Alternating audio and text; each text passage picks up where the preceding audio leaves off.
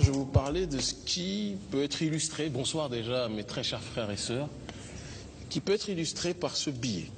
Un billet, objet de tant de convoitise, objet de tant d'attention, qui fait l'objet de beaucoup de tensions aussi, pour ceux qui n'en ont pas forcément, et qui parfois est brandi par les personnes qui nous parlent d'émergence et qui estiment que l'addition de ces billets permettra à l'Afrique francophone, comme l'Afrique de manière générale, de s'en sortir. Mais on va rester dans la sphère francophone et on va vous parler ce soir du franc CFA. Ne vous inquiétez pas, il ne s'agit pas de le brûler ou autre, je le précise aussi.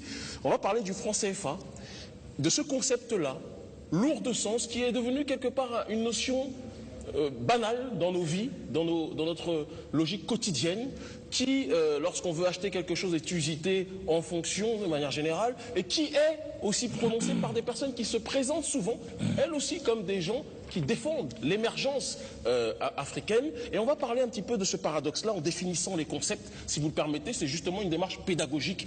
On va le faire en 5 minutes. Donc le franc CFA développé et expliqué en 5 minutes. Qu'est-ce que signifie à la base, étymologiquement parlant, le franc CFA? Est-ce que quelqu'un a une petite idée autour de ce plateau? Ousmane le marxien, tu connais?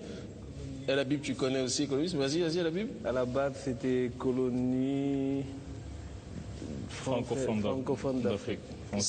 Alors, c'était donc, selon la définition de Nicolas Gbou, de franc des colonies françaises d'Afrique. Voilà, franc CFA, exactement, ce qui correspond à ce que vous nous dites. C'était au départ. Par la suite, il y a eu un changement lorsqu'il y a eu les indépendances pour continuer à contrôler économiquement l'Afrique francophone. Après ces indépendances formelles des années 60, le colon a redéfini le franc CFA comme le franc étant le franc de la communauté française d'Afrique. Voilà. Et donc il y a eu un changement de nom, même encore une fois on le dit, le théâtre, le décor change, mais le contenu de la pièce reste le même.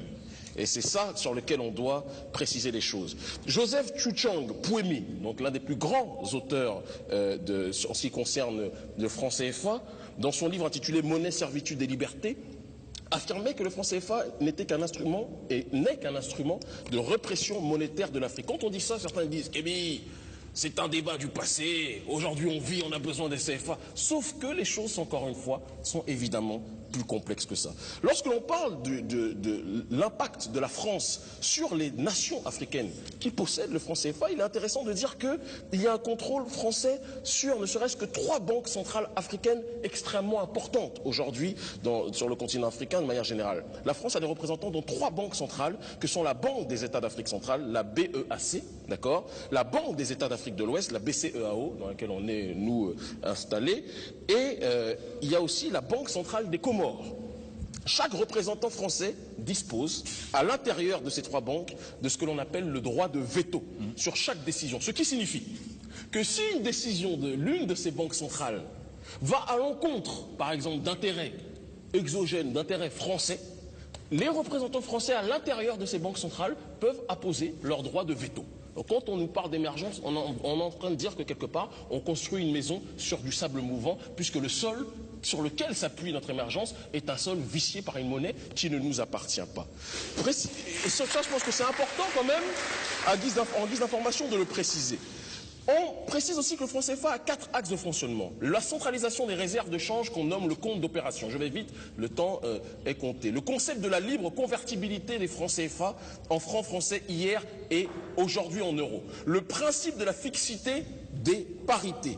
Et enfin, la notion de la libre transférabilité des capitaux de la zone franc CFA vers la France.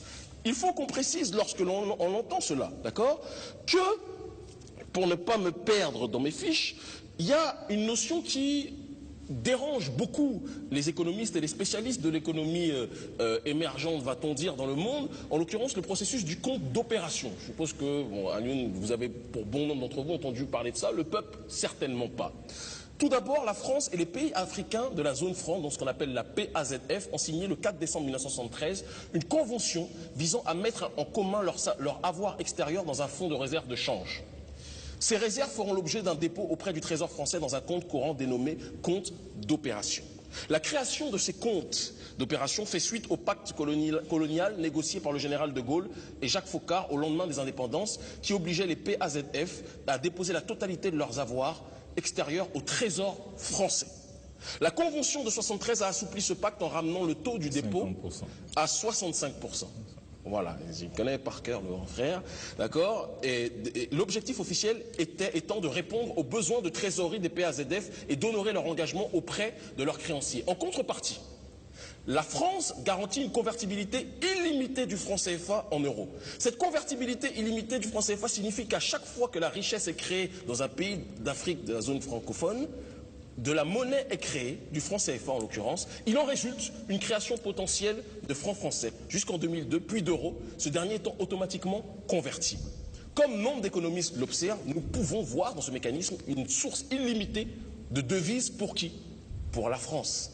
En effet, étant donné que la France est historiquement le principal partenaire et investisseur des pays de la zone franc CFA, la création de richesses en franc CFA lui a permis d'accumuler massivement des devises, notamment grâce à une liberté de rapatriement des capitaux sans restriction que légalisent les principes régissant le franc CFA. Ces comptes d'opération seraient d'autant plus rentables qu'ils sont excédentaires jusqu'en 80, puis de nouveau après la dévaluation de 94, décidée par la France qui a réduit la valeur du franc CFA de moitié. Qu'est-ce que l'on dit lorsque l'on énonce ces réflexions et ces données encyclopédiques? Parce que là, il s'agit du factuel, ce n'est pas de la spéculation, c'est simplement un tragique constat.